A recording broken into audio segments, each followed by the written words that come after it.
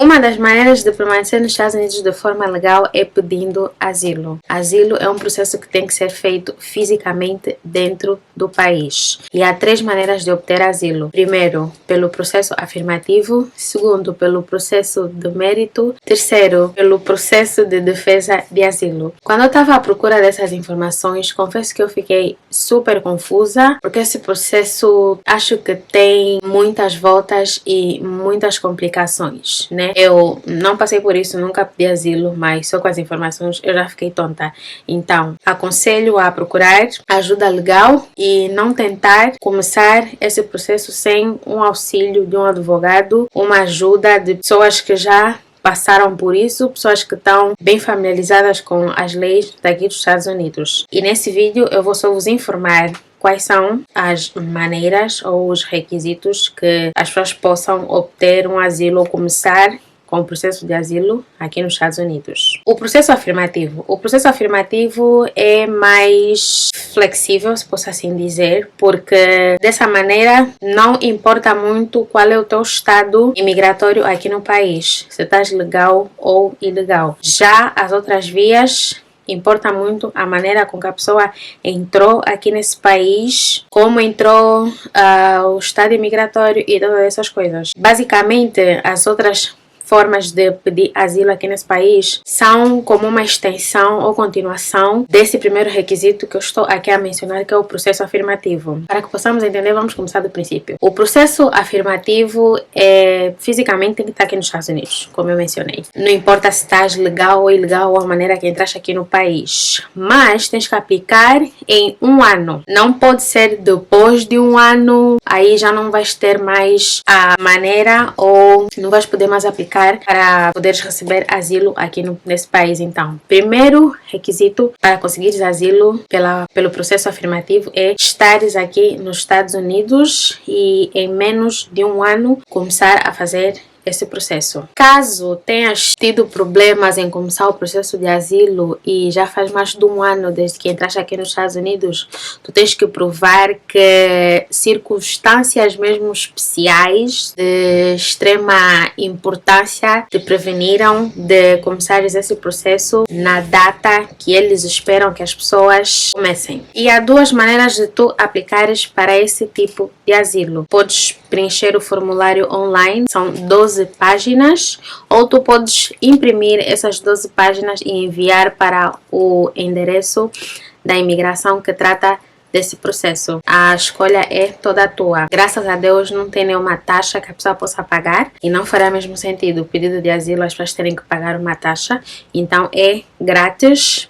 Só preencher o formulário online ou fisicamente e submeter ele online ou mandar para o endereço da imigração que trata desse processo. O segundo tipo de asilo é o mais famoso e o mais utilizado pelas pessoas, quer seja verdade ou não, mas é o asilo em que tu demonstras que não podes voltar no teu país de origem por algum motivo e que isso é prejudicial para a tua vida, que podem te matar e coisas do gênero, tá a ver? Nesse caso, um agente de imigração vai te entrevistar para ver se esse teu medo é credível. É muito importante que vocês tenham provas de que realmente é perigoso e prejudicial para a vossa vida voltar no vosso país de origem, porque eu não sei como é que esse processo funciona, não sei como é que é feita essa entrevista, mas creio eu, eles são muito, mas muito desconfiados, e só para vistos normais de turista, principalmente, já são muito desconfiados. Não quero nem pensar como é que eles são na hora de fazer a entrevista para pessoas que começam o processo de asilo com esse motivo. Muita gente sabe que as pessoas aqui mentem para continuar aqui e todas essas coisas. Esse tipo de asilo pode ser dos mais difíceis de provar e por isso, mais uma vez, tenham um acompanhamento legal de alguém e de pessoas que já passaram por isso. E normalmente pessoas que utilizam esse motivo para pedir asilo são pessoas que já estavam em processo de deportação, quer dizer que já estavam para ser deportados daqui dos Estados Unidos. O terceiro e último tipo de asilo é o asilo de defesa. Esse já é a última via, é quando as pessoas já fizeram um pedido de asilo anteriormente e foi recusado. Nessa altura, o teu caso já foi transferido para um juiz de imigração, para um juiz decretar o teu status aqui nos Estados Unidos. Isso é mais para pessoas que queiram recorrer. Isso é algo também vocês devem saber. Por mais que o vosso processo seja negado, que não aconteça, caso queiram ir por essas vias, vocês podem sempre recorrer perante um juiz para que ele possa avaliar o teu caso, a tua papelada e ver se a decisão pode ser mudada. Pelo menos em termos de submeter papelada, aplicar e todas essas cenas para a imigração, não se gasta nenhum dinheiro. Os gastos seriam mais para ter uma ajuda ou um acompanhamento legal de alguém. E sinceramente, eu acho melhor não tentarem se aventurar nisso sozinhos, sem nem saber como é que esse processo funciona. Eu falei-vos aqui das 3 maneiras que as pessoas podem aplicar para receber asilo aqui nos Estados Unidos. E não se paga nada para submeter a vossa aplicação, mas também procurem sempre se informar do tipo de papelada que vocês têm que ter com vocês, se tem que provar alguma coisa, principalmente se vocês estiverem a alegar que no vosso país estão a ser perseguidos, que a vossa vida está em risco, não podem voltar. Estejam preparados para qualquer eventualidade e, mais uma vez, falem com pessoas que já passaram por esse processo. Vejam vídeos, porque creio eu que tem pessoas, principalmente brasileiras, tudo bem que são nacionalidades diferentes, mas quando tu aplicas, o processo é mesmo só um, como dessa nacionalidade. Não tem essa preferência de...